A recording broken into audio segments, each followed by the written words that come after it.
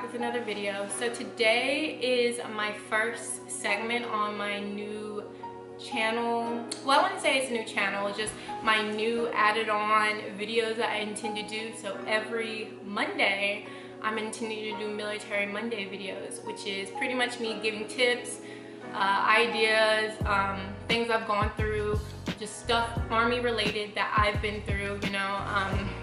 This is going to be for people who are in the Army, people who are thinking about joining, and people who just want to know, you know, how it kind of works and just some tips and stuff. Yeah, if you're interested in learning about the military or getting some tips, maybe you're already in, maybe you're going through basics soon, MEPS, whatever, and you just want some advice or just some general knowledge, you can definitely subscribe to my channel. Don't forget to also hit the notification button so you'll know when I post a video every Monday. And yeah, so today's video is going to be very simple. I have so many topics I want to get into, but today I'm just going to keep it nice and sweet until I really organize my plans on how I want to make these videos work and what I want to post. So this video today is going to be on some just professional and helpful things to have while being in the Army. So when I say professional and helpful things, I mean just things that kind of can help you and kind of can like make your life a little bit easier while being in, you know what I mean? So let's just get right into it. So the first thing that I would recommend someone to have while being in the Army, something that I think is really helpful, is a smartwatch. Now I am an iPhone kind of girl, so for me, the Apple Watch I think is the best thing in the world, but I've seen people who have like the Galaxy S3 watch, I think it's called. I don't know, Android related watches. I've seen people with Michael Kors watches, whatever. But for me, I don't know what those watches specifically do, but I know the Apple Watch is very helpful because one, it's professional looking. You can get it in all these colors. The rose gold, and black one look great in uniform.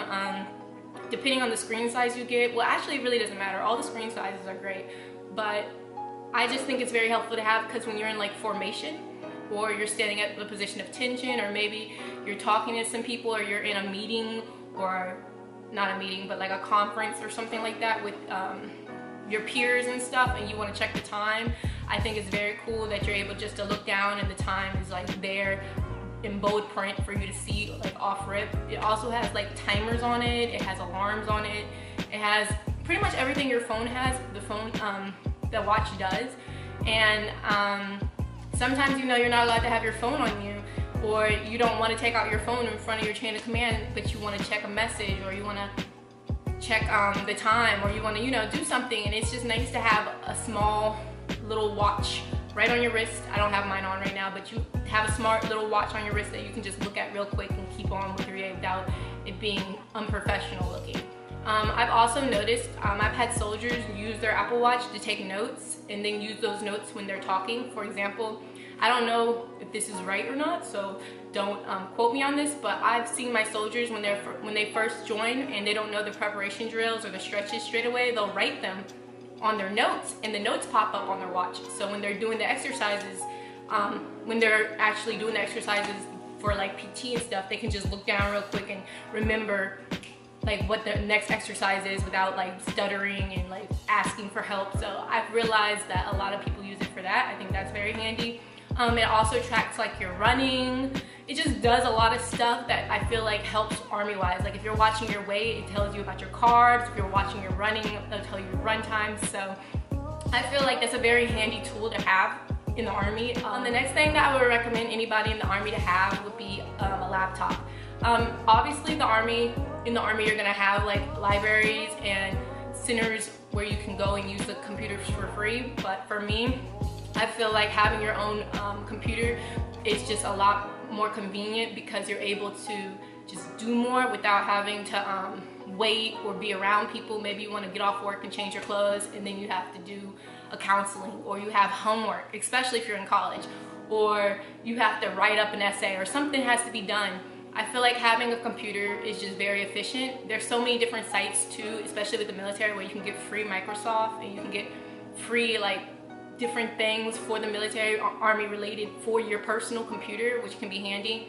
especially as an NCO, if you have to write counselings and stuff monthly and stuff like that, it's just good to have your own computer where you can save your files and always have them on you. I do recommend a PC. Like I said though, I'm an Apple girl, so I have a MacBook, so it's a little more complicated for me, but I recommend the PC because they're more cat card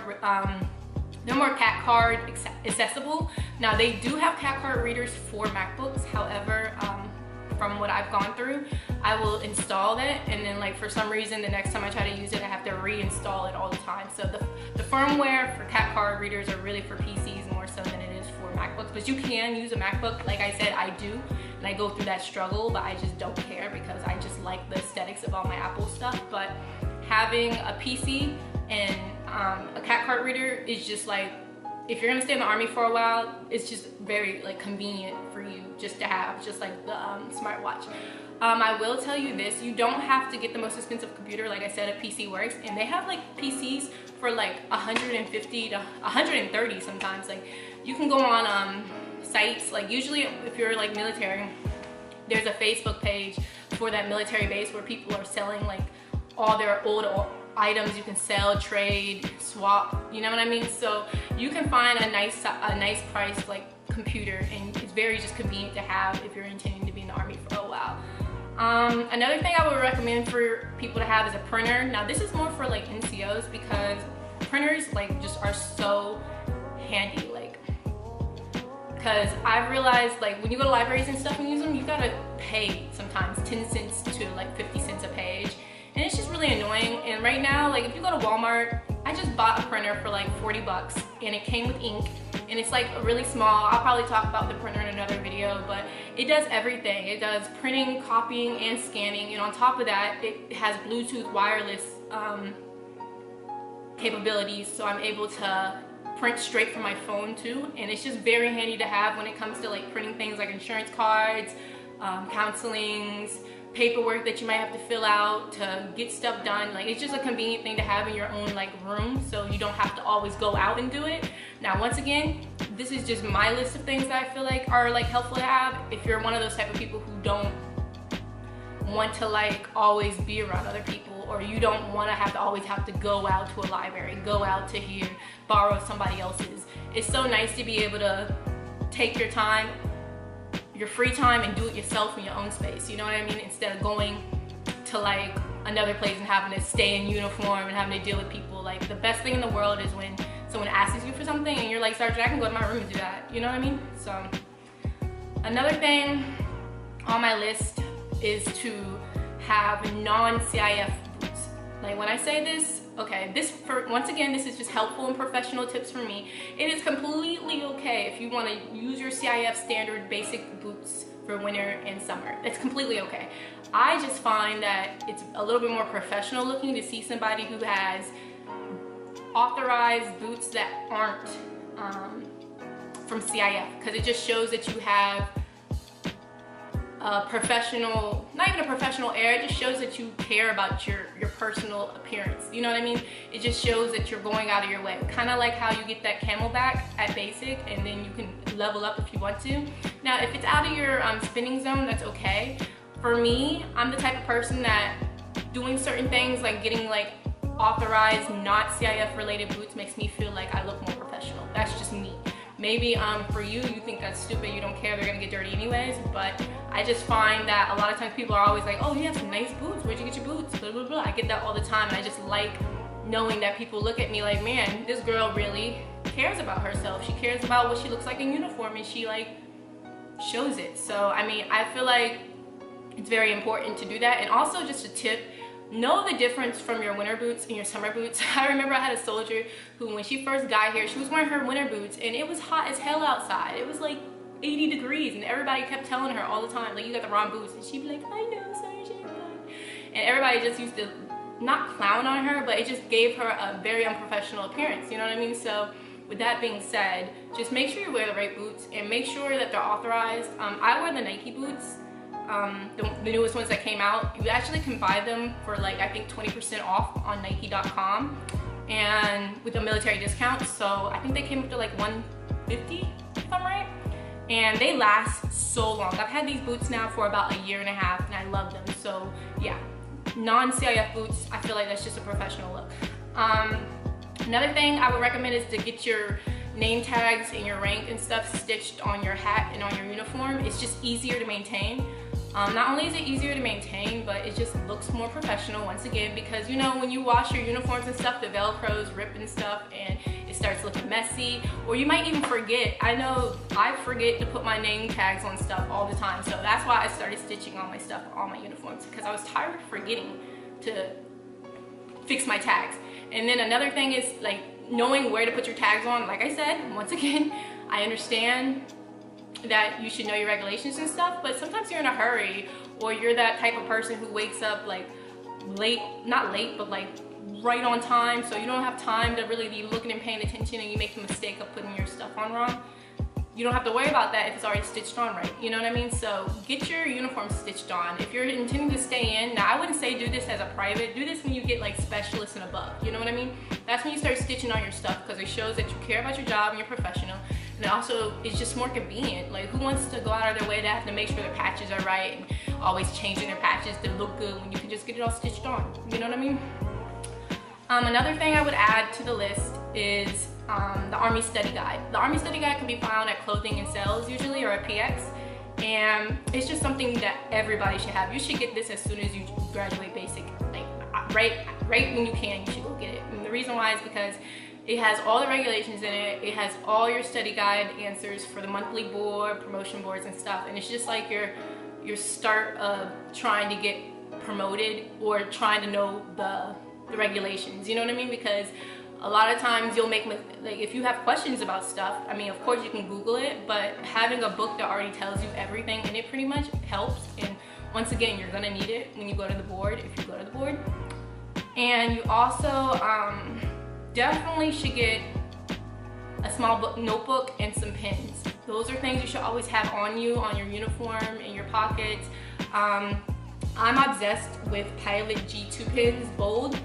Okay, they're 1.0 millimeter. I know I sound crazy, but I realized this while I was on leave. I'm obsessed with these pens because they always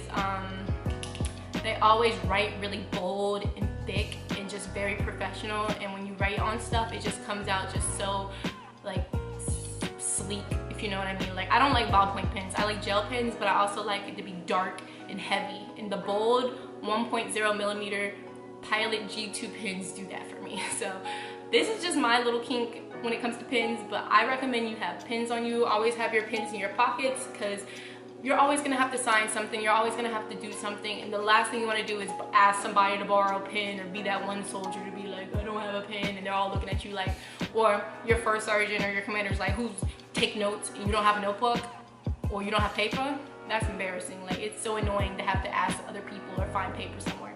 So always keep paper on you, or a notebook on you, and always keep like a pen on you, because you never know when you need to write notes or you need to write something, you know. So I don't want to make this video too long, so I'm gonna say, I think I only have like one more thing to say.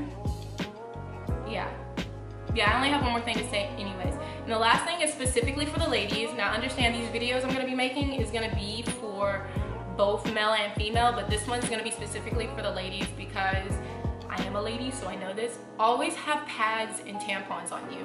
This pocket right here, or this pocket right here, you need to put your pads and your tampons in, because you never know when you know when your period's gonna come, but you never know when it's gonna be heavy or when it's gonna pop up, you know what I mean? And you don't wanna be in a situation where you don't have one.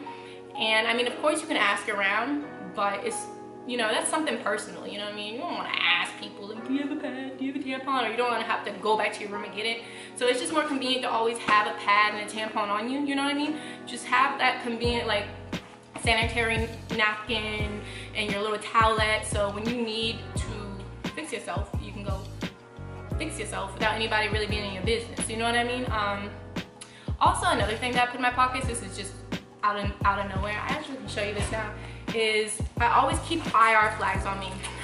Now, I don't know if this is a Korea thing, maybe this is a Korea thing, but I'm gonna keep doing this, but you should always have these flags on you, because you never know when you get recalled, or not even just recalled, you probably don't even know what recall is. You never know when you're gonna go from normal Army garrison to wartime field time, and you want to always have a patch on you.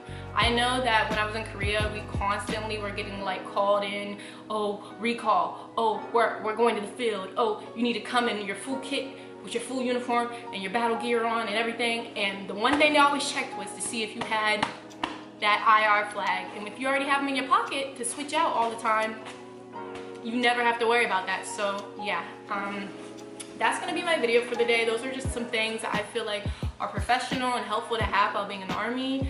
If you like these segments, go ahead and comment below that you like it. And if you have any questions and any other videos you want Army related, comment that below too. Once again, subscribe, hit that notification bell, and thanks for watching, guys. I hope you guys enjoyed this segment. I want to continue making these videos for you guys and giving you guys advice. So yeah, I appreciate you guys watching, and peace and hair grease.